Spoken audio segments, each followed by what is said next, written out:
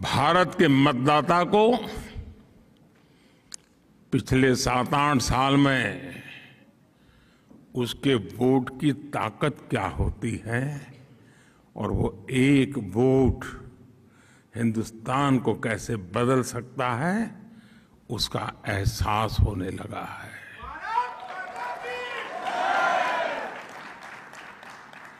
सकारात्मक बदलाव और तेज विकास की आकांक्षा ही थी कि जिसके चलते 2014 में भारत की जनता ने पूर्ण बहुमत वाली सरकार चुनी और 30 साल के बाद ऐसा हुआ है। ये भारत की महान जनता की दूरदृष्टि है कि साल 2019 में उसने देश की सरकार को पहले से भी ज्यादा मजबूत बना दिया।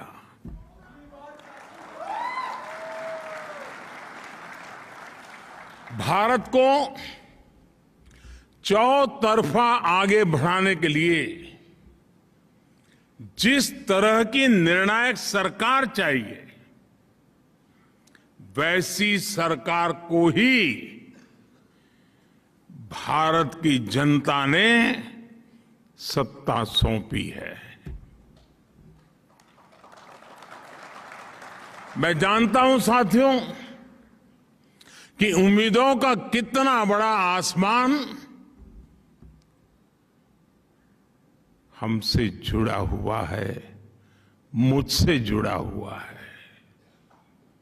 लेकिन मैं ये भी जानता हूं कि मेहनत की पराकाष्ठा करके खुद को खपाकर कोटि कोटि भारतीयों के सहयोग से, उन कोटि कोटि भारतीयों के नेतृत्व में भारत नई ऊंचाई पर पहुंच सकता है।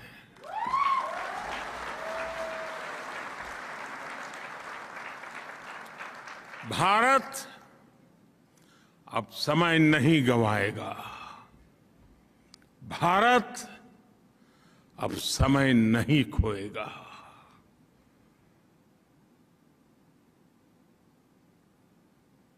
आज वक्त क्या है, इस वक्त का सामर्थ्य क्या है और इसी वक्त में पाना क्या है, वह हिंदुस्तान भली भांति जानता है।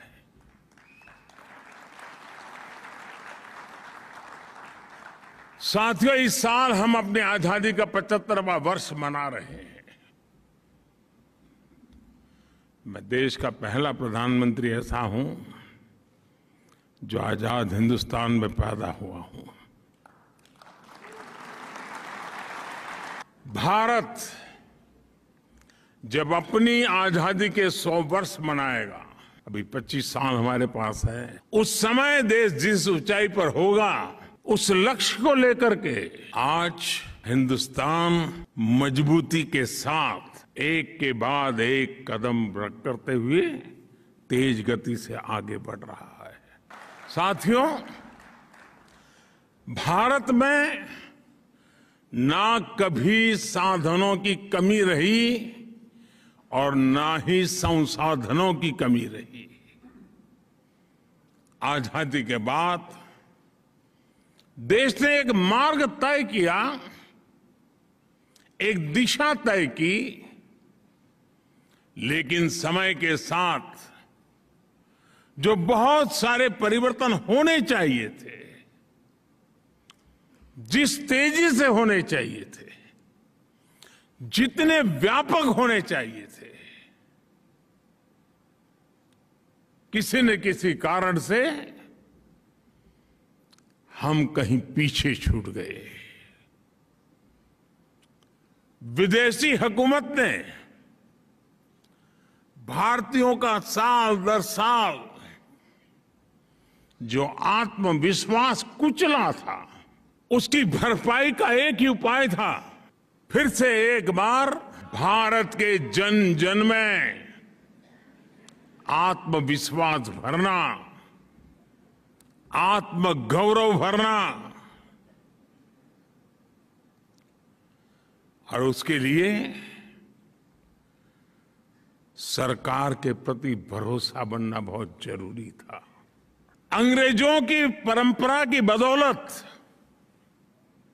सरकार और जनता के बीच में एक भरोसे की बहुत बड़ी खाई थी। शक के बादल मंडरा रहे थे, क्योंकि अंग्रेजों की हुकूमत में जो देखा था उसमें उसके परिवर्तन नजर आए।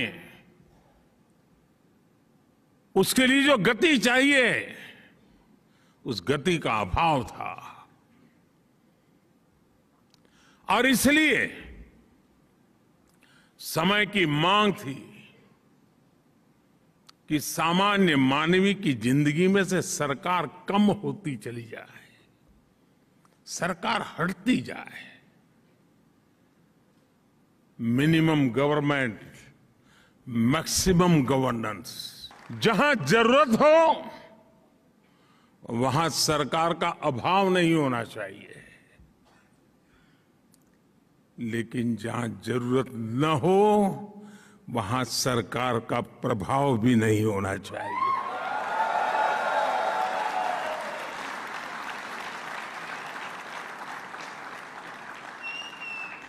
साथियों, देश आगे बढ़ता है जब देश के लोग, जनता जनार्दन स्वयं उसके विकास का नेतृत्व करे।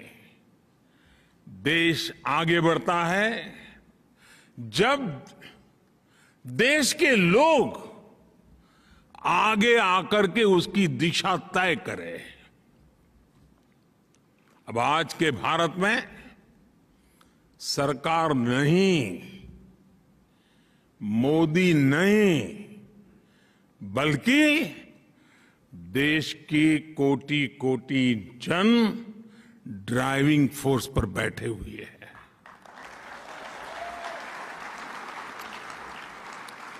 इसलिए हम देश के लोगों के जीवन से सरकार का दबाव भी हटा रहे हैं और सरकार का बेवजह का दखल भी समाप्त कर रहे हैं। हम रिफॉर्म करते हुए देश को ट्रांसफॉर्म कर रहे हैं। और मैं हमेशा कहता हूं,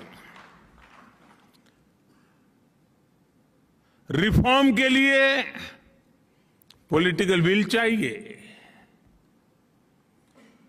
परफॉर्म के लिए गवर्नमेंट मशीनरी का एस्टैब्लिशमेंट चाहिए, और रिफॉर्म के लिए जनता जनार्दन की भागीदारी चाहिए। और तब जाकर के रिफॉर्म, परफॉर्म, ट्रांसफॉर्म की गाड़ी आगे बढ़ती है। आज Bharat ease of living, quality of life, ease of employment, quality of education, ease of mobility, quality of travel, ease of doing business, quality of services, quality of products, हर क्षेत्र में तेजी से काम कर रहा है, नए आयाम स्थापित कर रहा है। वही देश है जो आप जिसे छोड़ करके आए थे ना, देश वही है, ब्यूरोक्रेसी भी वही है,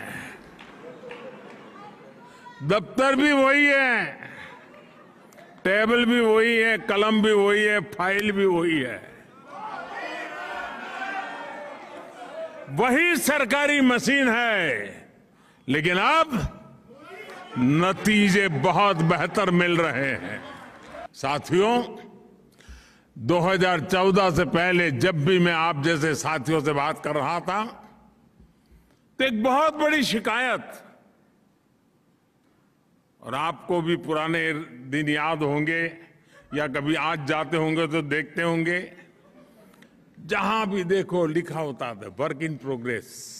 मैं किसी की आलोचना नहीं कर रहा, लेकिन हमारे यहां होता यही रहा कि पहले कहीं सड़क बनती है, फिर बिजली के लिए सड़क खोदी जाती है, फिर पानी वाले पहुंचते हैं, वो पानी फेर देते हैं, फिर टेलीफोन वाले आते हैं, वो कुछ और ही खड़ा कर देते हैं। एक सड़क बजट खर्च हो रहा है, काम खत्म नहीं हो रहा है। ये मैंने सिर्फ एक उदाहरण दिया क्योंकि आपने अपनी आंखों से देखा है। और इसलिए होता है कि सरकारी विभागों का एक दूसरे के साथ न तो संवाद होता है और न ही जानकारियों का कोई तालमेल। सब अपनी अपनी दुनिया बनाकर उसमें बैठे हुए हैं। हर एक के पास रिपोर्ट कार्ड है कि मैंने इतनी सड़क बना दी, कोई कहे कि मैंने इतने तार डाल दिए, कोई कहे मैंने इतनी पाइप डाल दी, लेकिन परिणाम work in progress. In silos को तोड़ने के लिए अब हमने पीएम गति शक्ति नेशनल मास्टर प्लान बनाया है। चारों तरफ उसकी तारीफ हो रही है। हम हर डिपार्टमेंटल साइलोज को तोड़कर इंफ्रास्ट्रक्चर से जुड़े हर प्रोजेक्ट में सभी स्टेक होल्डर्स को एक ही प्लेटफॉर्म पर लेकर आए हैं। अब सरकारें, सभी विभाग अपने अपने हिस्से का काम एडवांस में प्लान कर रहे हैं। इस नई अप्रोच ने डेवलपमेंट के कार्यों की स्पीड को बढ़ा दी है और स्केल भी बढ़ा दिया है। और भारत की आज अगर जो सबसे बड़ी ताकत है तो वो स्कोप है, स्पीड है और स्केल है। आज भारत में सोशल और फिजिकल इंफ्रास्ट्रक्चर, उस पर अभूतपूर्व निवेश हो रहा है।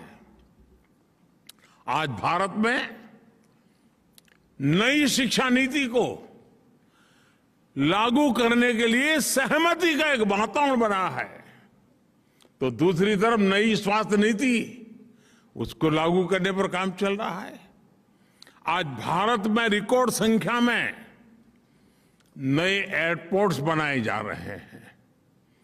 छोटे छोटे शहरों को एयर रूट से जोड़ा जा रहा है। भारत में मेट्रो कनेक्टिविटी पर जितना काम आज हो रहा है उतना पहले कभी नहीं हुआ। भारत में आज रिकॉर्ड संख्या में नए मोबाइल टावर्स लग रहे हैं। अब भारत 5G दस्तक दे रहा है। भारत में भी, भारत में आज रिकॉर्ड संख्या में गांवों का ऑप्टिकल फाइबर से जोड़ा जा रहा है। कल्पना कर सकते 6 लाख गांवों में ऑप्टिकल फाइबर नेटवर्क पहुंचेगा। हिंदुस्तान के गांव दुनिया के साथ किस प्रकार से अपना नाता जोड़ेंगे, इसकी आप कल्पना कर सकते हैं। भारत में, और जर्मनी में बैठे हुए आप लोग इस बात को ज्यादा समझ पाएंगे, भारत में जितनी फास्ट इंटरनेट कनेक्टिविटी है,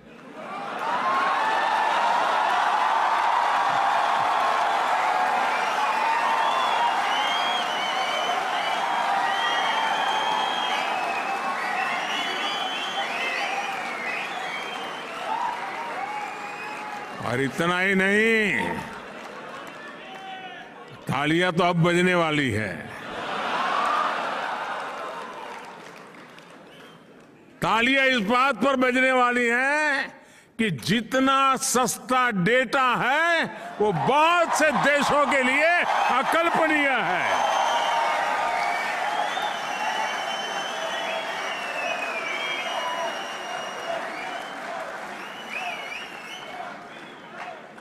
पिछले साल पूरी दुनिया में हुए real time digital payments real time digital payment में से मैं पूरी दुनिया की बात कर रहा हूं। अब भारत छोटा नहीं सोचता है।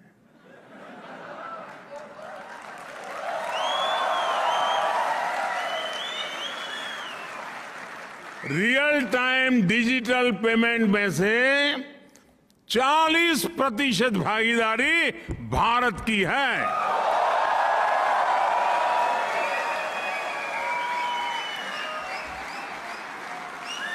केंद्र सरकार, राज्य सरकार और लोकल सेल्फ गवर्नमेंट, इनकी करीब करीब 10,000 सेवाएं, 10,000 सर्विसेज ऑनलाइन उपलब्ध है। सरकारी मदद हो, स्कॉलरशिप हो, किसान को फसल की कीमत हो, सब कुछ अब डायरेक्ट बैंक अकाउंट में ट्रांसफर होते हैं। अब किसी प्रधानमंत्री को ये कहना नहीं पड़ेगा कि मैं दिल्ली से 1 रुपया भेजता हूं और 15 पैसा पहुंचते हैं। वो कौन सा पंजा था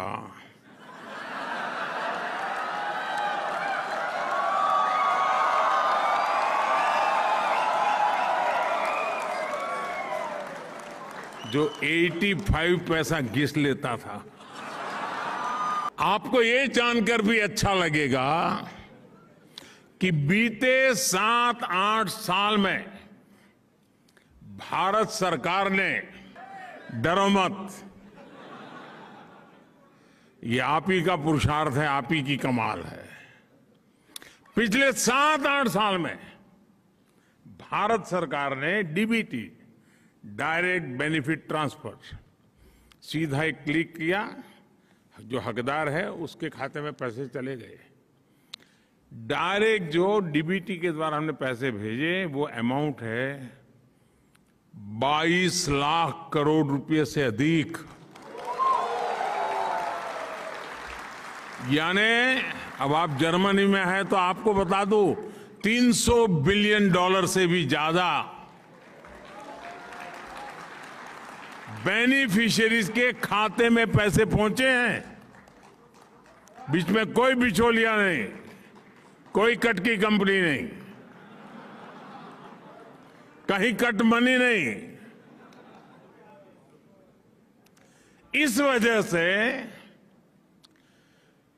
सिस्टम में कितनी बड़ी ट्रांसपेरेंसी आई है और उसके कारण जो भरोसे की खाई थी,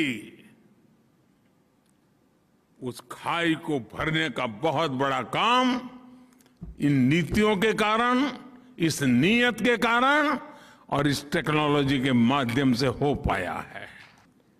आज मैं गर्व से कहता हूं कि मेरे देश में बहुत सारे यूनिकॉर्न्स देखते ही देखते डेकाकॉर्न भी बन रहे हैं, यानी $10 बिलियन का लेवल भी पार कर रहे हैं। मुझे याद है, मैं जब गुजरात में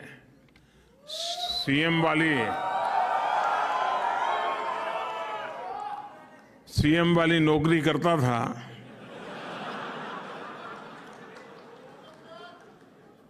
और किसी भी हमारे साथी बाबू को पूछता है बच्चे क्या करते हैं, तो बोले आईएएस की तैयारी करता है।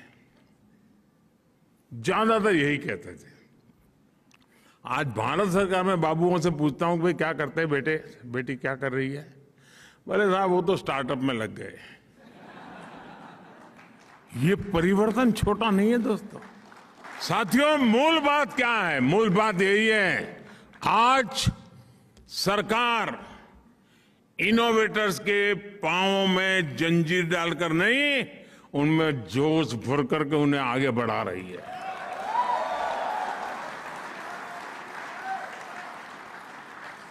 अगर आपको जियो स्पेशल क्षेत्र में इनोवेशन करना हो, नए तरह के ड्रोन बनाना हो, या स्पेस के क्षेत्र में कोई नई सैटेलाइट या रॉकेट बनाना हो, इसके लिए सबसे खुला, सबसे नर्चरिंग वातावरण आज हिंदुस्तान में उपलब्ध है दोस्तों। एक समय में भारत में कोई नई कंपनी रजिस्टर कराने चाहता था तो उसे रजिस्ट्री में कागज डालने के बाद वो भूल जाता था, तब तक रजिस्ट्री नहीं होती थी। महीने लग जाते थे। जब भरोसा बढ़ जाता है, सरकार का नागरिकों पर भरोसा बढ़ता है, नागरिकों का सरकार पर भरोसा बढ़ता है, अविश्वास की खाई खत्म होती है।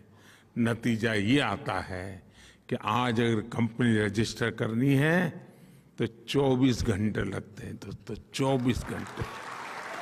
भारत के अनेक नए जिले नए नए देशों में नए नए डेस्टिनेशन पर एक्सपोर्ट के लिए अपना दायरा बढ़ा रहे हैं और तेजी से एक्सपोर्ट हो रहा है। और उसका एक मजा भी है, जो आज देश में बन रहा है ना, जीरो डिफेक्ट जीरो इफेक्ट के मंत्र से लेकर के चल रहा है कि प्रोडक्शन की क्वालिटी में डिफेक्ट नहीं है और प्रोडक्शन में एनवायरनमेंट पर कोई इफेक्ट नहीं है। साथियों, 21वीं सदी के तीसरे दशक की सबसे बड़ी सच्चाई ये है कि आज इंडिया इज गोइंग ग्लोबल।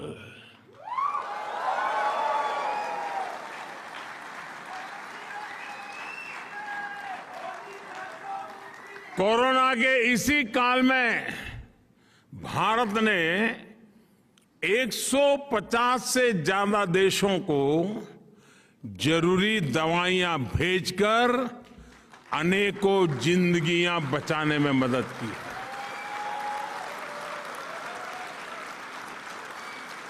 जब भारत को कोविड के वैक्सीन बनाने में सफलता मिली तो हमने अपनी वैक्सीन से करीब 100 देशों की मदद की है दोस्तों।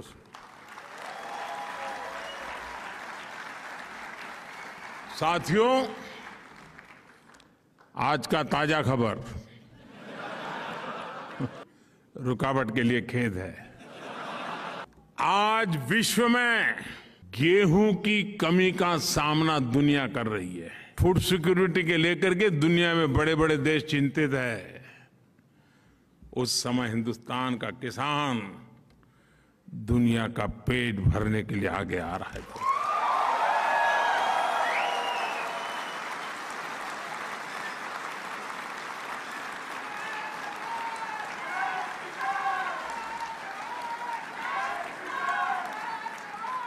साथियों, जब भी मानवता के सामने कोई संकट आता है तो भारत सॉल्यूशन के साथ सामने आता है।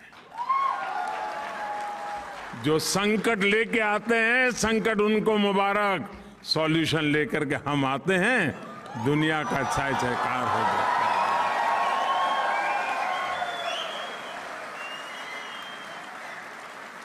यही दोस्तों, यही नया भारत है, यही नए भारत की ताकत है। दोस्तों, ये जो दम पैदा हुआ है ना, इस चीज को बनाने में किसी भारतीय की मेहनत लगी है। उस हर प्रोडक्ट के किसी भारतीय के पसीने की महक है दोस्तों, उस मिट्टी की सुगंध है दोस्तों।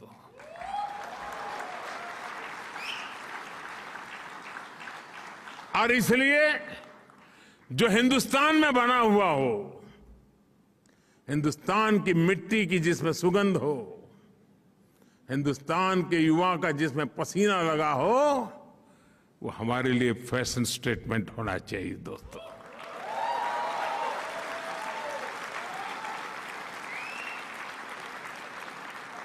आप देखिए, एक बार ये फीलिंग अनुभव करेंगे ना तो वाइब्रेशन अगल बगल में पहुंचते देर नहीं लगे लोगों। और फिर देखना जब जाओगे आप कि मैं हिंदुस्तान जा रहा हूं 10 दिन के लिए, तो यहां से लोग चिट्ठी देंगे कि वापस आते समय हिंदुस्तान से ले आना।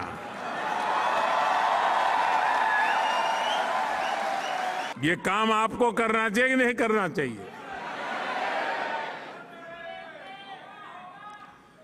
देशियों में एक शानदार उदाहरण बताता हूं आपको, बड़ा सिंपल सा उदाहरण बताता हूं। और मैं उदाहरण देना चाहूं खादी। आप में से सब खादी को जानते हैं। खादी और नेता,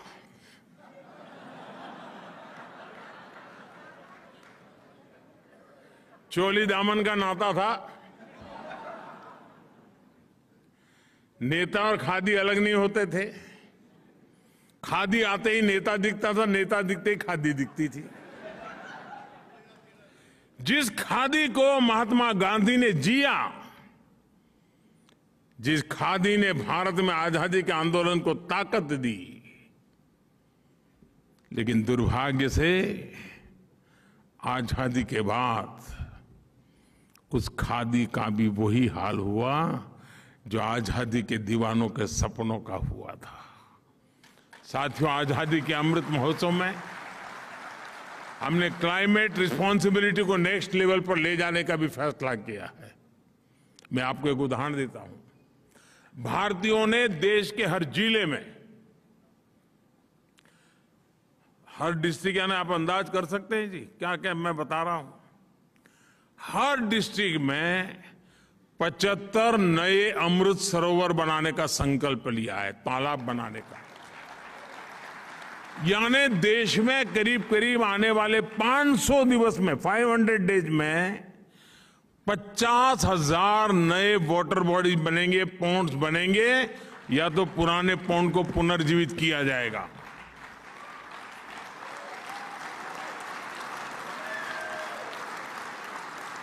जल ये जीवन है, जल है तो कल है। नारे तो बहुत अच्छे लगते हैं, लेकिन जल के लिए भी तो पसीना बहाना पड़ता है दोस्तों। क्या आप इस अभियान से जुड़ सकते हैं? आप जिस गांव से आए हैं, उस गांव में एक तालाब बने, उस तालाब बनाने में आपका भी सहयोग हो। आप भी उनको प्रेरित करें, और आजादी के अमृत महोत्सव में अमृत सरोवर बनाने में दुनिया में फैले हुए हर हिंदुस्तानी का योगदान था। आप कल्पना कर सकते हैं आपको कितना आनंद होगा। भारत की बेहतरीन समझ रखने वाले मशहूर जर्मन विद्वान मैक्स मूलर ने इंडो यूरोपियन वर्ल्ड के शेयर्ड फ्यूचर की बात की थी। आप में से सब लोग यहां दिन में 10 बार उसका उल्लेख करते होंगे। 21वीं सदी में उनको जमीन पर उतारने का ये बेहतरीन समय है। भारत और यूरोप की मजबूत साझेदारी दुनिया में पीस और प्रॉस्पेरिटी सुनिश्चित कर सकती है। ये साझेदारी निरंतर बढ़ती रहे। आप भी इसी उत्साह और उमंग के साथ मानव कल्याण के लिए, भारत के कल्याण में कुछ न कुछ योगदान देते रहें, क्योंकि हम तो वसुधैव कुटुंबकम वाले लोग हैं। आप जहां हो, बहुत आगे बढ़ो, फलो फूलो, आपके सारे सपने पूरे हो, ये मेरी आपके लिए बहुत बहुत शुभकामनाएं हैं। और 130 करोड़ देशवासियों की शुभकामनाएं आपके साथ हैं। आप खुश रहें, स्वस्थ रहें। बहुत बहुत धन्यवाद।